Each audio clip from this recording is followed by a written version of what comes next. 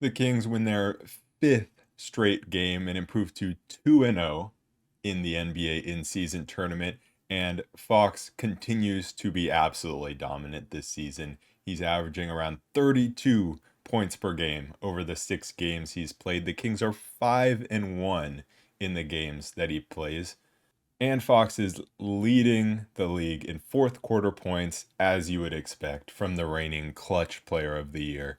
This game had all of the makings to be a trap game against a bad team in the Spurs, who had lost 6 straight coming in. They are without Trey Jones, so they don't have a point guard. They're running Jeremy Sohan at the point guard spot, and they are without probably their best player. I mean, Wemby's there, but probably their best player in Devin Vassell. Keldon Johnson is just coming back from injury. They're already 0-2 in the in-season tournament. The Kings riding a 4-game win streak. Everybody's feeling good. Our stars are playing well. Everything's going great. And you think, this is the game we're gonna lose. And the Spurs came out with energy, like I kind of expected. For that's kind of how a trap game is, right? The other team comes out just with more energy than the favored team, and they got off to an early 18-point lead, and then the Kings bench came in and was able to salvage that and make it a 2-point game by the end of the first quarter. And at one point, the Kings had the lead 33-31.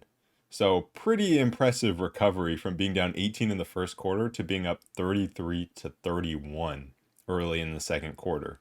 I suspected that we were going to have Barnes guard Wemby, but I didn't love it. Especially early, you could see why. And it just has to do with Wemby being super mobile and Barnes not being super mobile. There was a point where Barnes didn't dive on the ground for a loose ball. He just looks like a super old man out there. And that allowed Wemby to eventually get a dunk. And Wemby had like 6 points just from easy buckets, either losing Barnes or off of loose balls that the Kings didn't pick up or off of offensive rebounds. And that's how the Spurs are going to score. They don't have a point guard. Their offense probably isn't going to be great in the half court, right? And it was actually, the Kings defense was pretty bad in this game, to be honest. And so they let the Spurs score 120 points, but really where the Spurs were killing us was in transition and off of offensive rebounds. The offensive rebounding battle in the first half was pretty tight, but the Kings had 0 second chance points and the Spurs had something like 14. And so it was just guys looking slow. Herter was getting caught out a lot on back cuts. There just was not a lot of energy. Guys weren't rebounding. And then finally, the Kings were able to settle in. And the Spurs were making their threes. Kings were getting solid 3-point looks, just not knocking them down. So I kind of knew things would settle down at some point. But it was just a matter of could the Kings string together stops, and they were able to buckle down and get stops. And then Monk came in, hit 2 threes to kind of jolt the offense. I liked the Keegan Murray matchup on Wemby better than the Harrison Barnes matchup. I think Barnes only played like 6 minutes in the first half, something like that. He definitely didn't play a lot, and I think a lot of it had to do with just the one play of him not diving on the ground to get the ball because Mike Brown hates that. And so he didn't play a lot. Herter's rebounding was bad, so he didn't play a lot in this game. They had 26 minutes for Barnes, 25 minutes for Herter, and I think that's just a reflection of the rebounding and the not diving for loose balls, not playing heads up defense, just getting back cut all the time. And so the bench came in and provided energy, and it was Monk hitting 2 threes, Sasha hit a 3, and then Monk took 2 heat checks. Like when you come in, splash your first 2 threes, you're allowed to take like a semi-contested one as the heat check, right? And he did that, and it's like, okay, that's fine. And Katie called that on the broadcast that he was going to do that. And then he takes another one. It's like, you're not allowed to do that. You're not allowed 2 heat checks. Not after you miss the first heat check, right? That's just against the rules of basketball. Come on, we all know this. You don't get one heat check per made three. Like, that's not how it works. But Monk came in and he was really good. Other than passing the ball to Zach Collins a few times, which was really annoying. Zach Collins was kind of jumping the passing lane on Sabonis, and Monk was just lazy with those passes a few times. That pissed me off.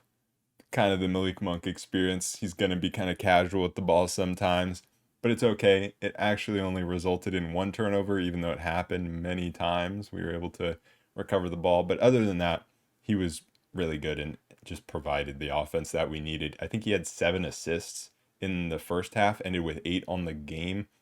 He's averaging somewhere between 5.5 and 6 assists per game. And that's on around 25 minutes per game. Like, he has been really good distributing the basketball and less turnovers in this game than last one. JaVale came in and gave solid minutes as well. Duarte came in, hit a couple threes, which was a welcome sight because he's been missing his threes. So the bench gave a bit of a jolt, but then the Spurs came back into it, and it was a lot of that bench lineup then turning the ball over. And it felt like the Kings had more turnovers in this game than they did. They only had 13.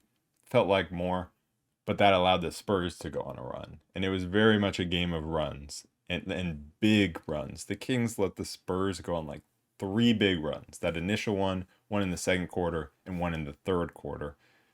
The Kings had a big lead in the second, gave it up. A big lead in the third, gave it up. And it was just a game where we needed our stars to bail us out. And it really reminded me of a game last season. I think that was in San Antonio. It was definitely against San Antonio. And it was just a game where Sabonis and Fox put the team on their back and just won us the game in a game that we should win against a team that we should win against. But this is the NBA. Any team can win on any given night. So sometimes when you have 3 out of your 5 starters, you have your 3 guys in the starting lineup that aren't your stars, that can't really hit shots and aren't playing super well. It's a star-driven league. Sometimes you need your stars to just step up and win you the game, and I feel like that's what happened in this one. The bench had that good jolt at one point, but other than that, it was all Fox and Sabonis. It was similar to last game in their play, except last game there were other guys playing well as well, right? You had Herter playing well, Herter kind of instead of Monk in this game. They kind of swapped, but you had just more guys playing well defensively in that one against the Lakers, and so that's why we had a bigger lead. But in this one, it was a lot worse defensively, and it required our 2 main guys to carry this offense. Fox was knocking down his threes, and when he's knocking down his threes, that is scary. He went 5 for 11 from 3, 14 for 24 from the field, 43 points, 7 assists, 8 rebounds, only 1 turnover. Sabonis, 27 points, 7 assists, 14 boards. He hit 2 of his 3 threes. He was kind of working inside out, got himself going inside early, and then was knocking down the jump shots, which was really nice to see. And he went 7 for 8 from the free throw line, which is big because he's been struggling there this season.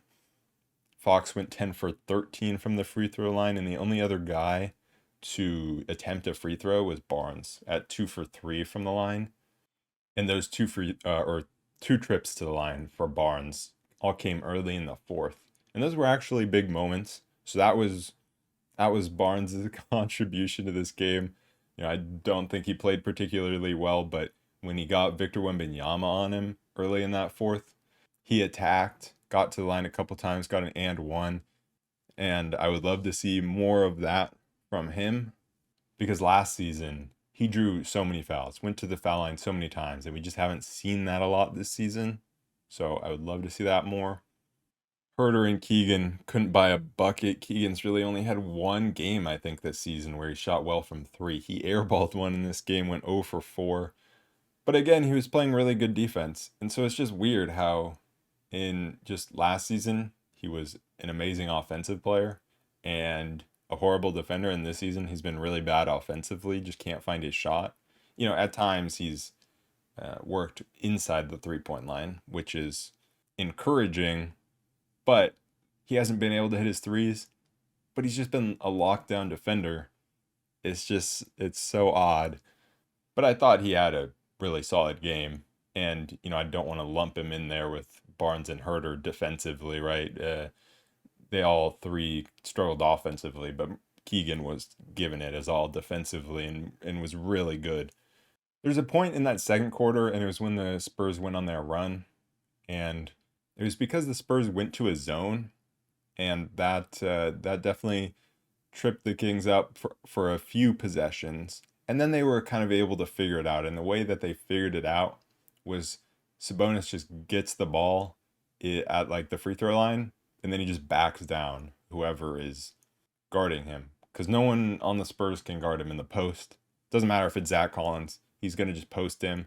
And I loved the aggressiveness from Sabonis in this game. He was in foul trouble, had 5 fouls. Don't think he deserved many of those fouls, especially not the charge call, which they reviewed. That was a horrible call. I thought he did a really good job staying vertical. I don't think he earned those fouls. I thought he was playing really well on both ends of the ball. I mean, of the court, not the ball. That's not the saying. Both ends of the court. And what I really loved was a lot of times he'll be having a good game offensively, and then the fourth quarter comes around, and he's just like, here you go, Fox. You do it, right? And I get it, right? He's talked about it. The fourth quarter is Fox's time, but you can't rely on him for every single possession of the fourth. Like, that's fine in the last 2 minutes, maybe. But I think Sabonis, I mean, he's been so aggressive in these last 5 wins. And that's a huge part of why we're winning. And he continued to do that in the fourth quarter. It didn't matter that he had 5 fouls. He was going straight at Zach Collins, and he got Zach Collins to get 5 fouls. I really loved the little screens that they were setting for him in the post. I know Herter set one, someone else set one as well. That just allows Sabonis a little more room to operate and a smaller defender on him. And Sabonis is a great decision maker, so even though there's a bit of a crowd there, he was making really good decisions with the ball. And so that's just something we don't see from him enough, is scoring the ball late in the fourth quarter. Fox did his thing in the fourth, no doubt, and helped us win the game, helped us pull away, because, that was something I was hoping, right? It's close, but we should be able to pull away once it gets to crunch time against a young team, a young, inexperienced team, when we have De'Aaron Fox on our team who is hitting his shots. And I'm glad Fox didn't settle from three too much late, because even though he had it going from three, when it gets to that fourth quarter, no one can stop his floater. No one can stop him from getting to the rim. And he was really showing that. And then had that big steal to win the game. So just a dominant performance from him in the fourth quarter. Almost had his career high in points. I think his career high is 44. He had 43. Every game can be tough in the NBA. I was kind of hoping that even though this felt like a trap game, maybe because it's an in-season tournament game, the Kings will show up a little more, and impossible to know if that's the reason that, we won this game. But De'Aaron Fox and Domantas Sabonis showed that why they are all NBA players. And De'Aaron Fox, especially with his 43 points, showed why he's starting to get that, superstar MVP type buzz early in the season. And he carried this team to a win, him and Sabonis, on the road I don't want to say a must win for the in-season tournament. I think that's what Monk said, right? But it kind of feels like every game's a must win. This one, not so much, because the Spurs are at the bottom of the standings and we have yet to play the one team that's undefeated. So, like, you could say it's technically not, but every game in the in-season tournament is big, and I like that Mike Brown is taking it seriously. Monk seemed to say that Mike Brown was telling them that it was a must-win, which I think is cool. Also, at the end of the game, it was funny when the Kings, because point differential matters, they're trying to score. They miss, so then the Spurs go down and score, and it's like, well, that kind of backfired. But then the Spurs stop trying, so the Kings just go back down and get a wide open layup. And that was really funny to me. And That's kind of what I thought the Thunder would do last game when we were, running out the clock, and I thought they would switch off so we could get an open layup, but they actually played defense. The Spurs, though, they did not play defense, and I don't know if it's because they switched off and forgot point differential matters, or if it's because they're just going 0 and 3, so they're going to be eliminated anyways, and it doesn't matter. That's very possible. Victor Wembanyama had a 27-point game in this one, and the thing is, when he was out there, the Kings were winning those minutes. Victor Wembanyama, like, I was noticing it as the game was happening. I'm like, they are losing the Wembanyama minutes, and they are winning the non-Wembanyama minutes. And but it isn't till now that I looked at the plus minus. He was at minus 31. And that is with him being on the court when the Spurs went on their big first quarter run and off the court when the Kings went on their big first quarter run. Man, I can't talk today. So that's wild. I think the Kings did a really good job of punishing Wembanyama inside a few times. Fox just took it straight into his body and either drew a foul or finished or both. And then defensively, I think they only got caught out in transition one time by him, and they did a pretty good job of just bodying him up and then contesting the shot. And that's all you can do, is just not overcommit and just try to stay into his body and make him uncomfortable so he'll miss the shot. And I thought they did that pretty well. There were definitely a few times, like early in this game, they were giving him easy buckets, but later they were forcing him into a lot tougher buckets. There were, a few plays where it's like, how did he make that shot, or how did he get to that? But not as many as there could have been. So I think the Kings did a pretty good job of limiting him. Even if he had 27 points, I don't think it was that impactful, and they were punishing him. They didn't allow him to be a presence defensively at all.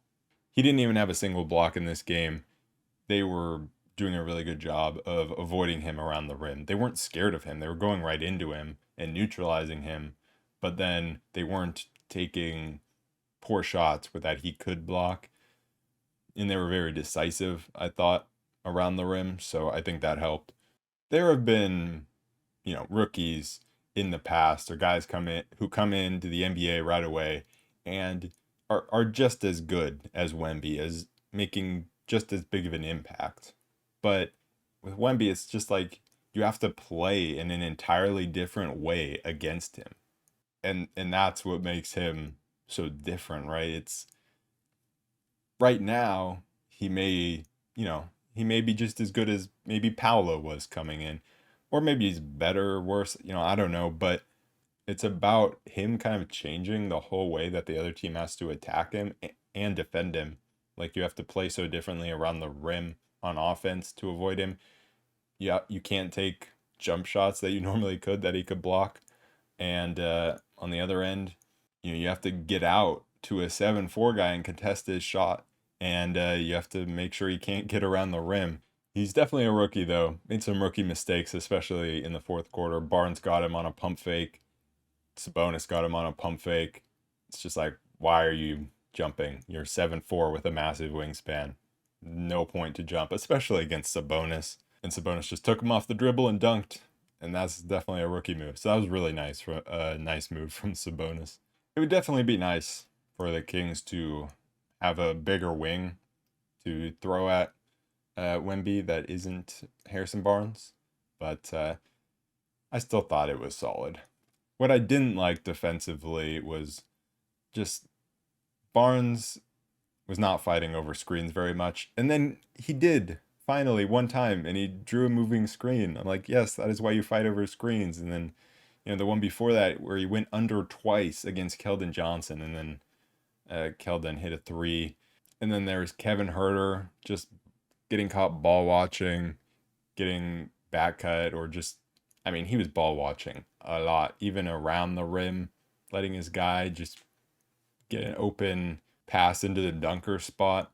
But they settled down enough in the fourth quarter, and I think Mike Brown had enough trust in his starting five to get it together defensively, because they have shown this season They are a better defensive team, especially the starting five. And Barnes was getting deflections. So was Herter. The second half was a lot better. And when it came down to it, the starting five was in the game in clutch time, and they were able to get stops and pull it out. So sometimes it's not going to be super pretty. I said that after the Portland game, and same applies here. Just get the win. But man, if Fox can really continue to shoot the three as well as he has been early in this season, he's unstoppable, really. He can score in every way. If he can score from three, he can score catch and shoot three. He can score off the dribble. He can score from anywhere in the mid range. He has a beautiful floater, is possibly the best finishing guard in NBA history. Like the numbers show that. And for some reason, the talk about the Halliburton Sabonis trade got like reignited in the past few days. People talking about the Kings did actually lose, which is like, we're winning right now. How did this start getting talked about again? But it's just from Halliburton playing well, which is great. It's funny because it always comes from people who are not Kings fans or Pacers fans. Like, we don't care about how each other's teams are doing.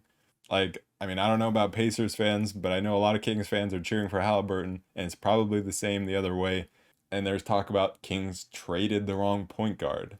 And I'm like, how could you say that? Look at what Fox is doing. It's insane. Even if you think Halliburton is like just as good, like an elite point guard, look at what Fox is doing. It's insane. There's no way you could say that we should have traded Fox. Zero way. Plus, at the time, Halliburton had more trade value, so we could get into that. But I don't really want to rehash the trade. It's stupid because both teams won it, so let's move on. But I just had to say that, because how could you say that the Kings traded the wrong point guard? Fox has just been playing out of his mind lately. And I think, he played amazing last season, got his all NBA respect, was a first time All-Star. And then now he's proving he doesn't have to prove it to me or Kings fans, but he had to prove it to other people who were probably skeptical that he's a one-hit wonder, a one-season wonder, which is obviously not the case. I do have one more guy that I haven't touched on, which is Keon Ellis. He 10 minutes, 1-for-1 from the field, 2 assists, steal, turnover. I don't love his offensive decision making. Like, there's a point where he had JaVale McGee. If he takes one more dribble towards the basket, he has JaVale McGee wide open for a lob in transition, and instead he passes it out for a three. I don't love that. Although a lot of guys kind of do that, taking threes in transition when you could get a wide open dunk, and it's just stupid. But there are just other times where I just don't think his offensive decision making is great. But I don't think he necessarily hurt us offensively. And so he just had a fine game. Pretty neutral on this game from him. I really feel like at some point Keon is going to come into a game, get blown by offensively a couple times, turn the ball over a few times, and then Davion's going to get his shot. At some point in this season, that's probably going to happen just because, everyone has a bad game. And it could be Davion that gets that shot, or they could just take Keon out and then just play a shorter rotation. But I feel like at some point Davion's going to get his shot. And I'm just really hoping that he can make an impact when he does get his shot and that he stays ready. There's been, a lot of trade chatter. I am going to make a video talking about trade targets for the Kings. There's been Zach LaVine talk. There's been Alex Caruso talk, which would probably involve Davion Mitchell. A lot of the trades would probably involve Davion Mitchell at this point. And so honestly, for his own sake, I hope he goes out there and either earns his spot back or increases his trade value just so he can go to another team and get a shot, if that's what has to happen. And then a couple more thoughts on this game. Harrison Barnes and Kevin Huerter have horrible chemistry defensively, if that's a thing. I mean, it definitely is a thing. I just feel like that's not what people call it. But they seem to always miscommunicate or not communicate. I don't know which one. and always mess up switches or things like that. That's just something I've noticed throughout the whole season. And then also Keegan late in this game seemed hesitant. Like it seemed like he lost confidence a little bit. And it wasn't from three, but it was just a moment where he dribbled into the mid range, had a wide open mid range shot, and passed it up. And it forced the Kings to have to take a bad shot. And so I don't like to see that. You want him to keep shooting, especially when he's wide open, because he will absolutely find a shot. And he hasn't been bad from inside the 3-point line this season. It's really just been behind the 3-point line where he struggled. The Kings now move on to Dallas, who have been playing really well as of late. And then the next in-season tournament game is the fourth game from now, which is against Minnesota, who are tied for first with us. We have the tiebreaker right now because we have a 6-point better point differential than them. But that'll be the big game to probably decide who gets first in the group. I don't know what happens in the case of a tie, actually. I know point differential is a tie, but I don't know if head to head is also a tiebreaker. Maybe before it, I'm actually not sure, but either way, that's a big game, obviously, for the in-season tournament. But this next game against Dallas, Dallas has been playing super well. They kind of revamped their roster to fit better, I guess, around Kyrie and Luka. Luka has been playing like an MVP. Grant Williams has come in and been solid. Tim Hardaway slots into, a better role for himself as a scorer off the bench. Derek Jones Jr. has been playing really well for them in the starting lineup. And then their rookie, Derek Lively, is kind of the guy who has saved them because the center position has been a problem for them. JaVale McGee didn't work out. That's why they traded for, Rashawn Holmes to give him a shot. Also getting, the pick in that. But Derek Lively has been great for them as a lob threat and just doing everything that the team needs from him. So he's been really good. They are 9-3, 9-3 on the season. It'll be interesting to see what the matchups are, although I assume it's going to be Keegan on Luka. That's what I would guess. And then Fox on Kyrie. And then we have to see one of Barnes and Herter guard Derek Jones Jr. And that's just not good because athletically he outmatches them, but he's not a great offensive player, so hopefully that'll be fine. But yeah, the real intrigue is definitely Keegan probably guarding Luka and to see how he does. So I'm excited for that. Anyways, that is it for this episode of the Roll Report. I will be back on Sunday night to recap that game against the Dallas Mavericks. Peace.